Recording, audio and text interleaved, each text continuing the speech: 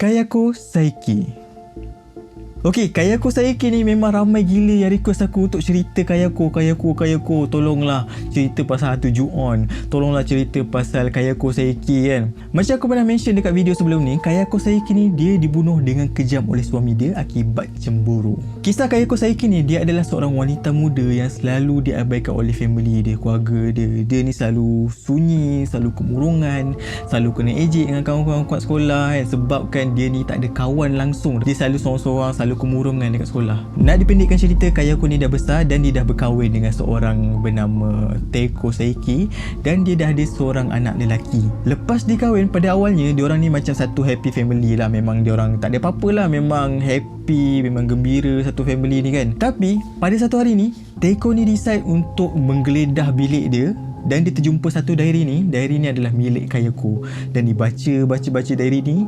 Dia syak Kayako ni curang dengan dia. Kononnya Kayako ni ada lelaki lain, skandal lain dah kat luar sana tu kan. Dan Teiko ni pun marah lah kan. Dia pun tunggu Kayako ni sampai Kayako ni balik. Lepas Kayako balik je daripada kerja, dia buka pintu, dia terus kena tarik dengan Teiko ni, terus kena serang lah dengan Teiko ni, kena pukul kan. Kayako ni bukan kena pukul je, sampai dia kena kelar dengan suami dia ni depan mata anak lelaki dia. Waktu tengah bergelut dengan suami dia ni, Kayako ni berjaya tu lepaskan diri dan dia terus lari lah kan. Waktu dia lari tu, dia terjatuh dan akibatkan kaki dia terseliuh.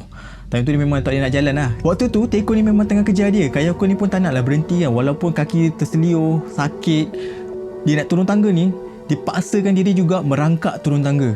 Tapi tak sempat sampai ke bawah, Teiko ni dapat Kayako ni, dia terus heret balik ke atas dan dipatahkan kepala Kayako ni sampaikan Kayako ni lumpuh, tak nak bergerak ah. Tapi dia still bernyawa. Tak sempat Kayako ni mati lagi, Teiko ni ambil satu bungkusan plastik, dia terus masukkan Kayako dalam bungkusan plastik tu dan diletakkan loteng, dibiarkan sampai Kayako mati dalam tu. Tak puas lagi, Teiko ni dia pergi ambil anak lelaki dia ni, terus lemaskan dekat dalam tub bilik mandi rumah dia. Dan disebabkan tu, Kayako ni menjelma menjadi hantu untuk membalas dendam dekat suami dia. Nak dipendekkan cerita, Teiko ni mati disebabkan kena cekik dengan hantu Kayako ni. Dan mayat Teiko ni dijumpai oleh pihak polis dan disahkan Teiko ni mati akibat bunuh diri. Dan lepas daripada tu, memang rumah tu dihantui oleh hantu Kayako ni lah, dengan anak lelaki dia ni yang mati lemas. So siapa je pindah ke rumah tu memang akan kena ganggu lah. Memang diorang akan dengar seorang suara wanita menangis, ada budak berlari-lari. Dan pada waktu-waktu tertentu, pada waktu malam lah especially, diorang akan nampak seorang wanita ni tengah menurun tangga secara merangkak.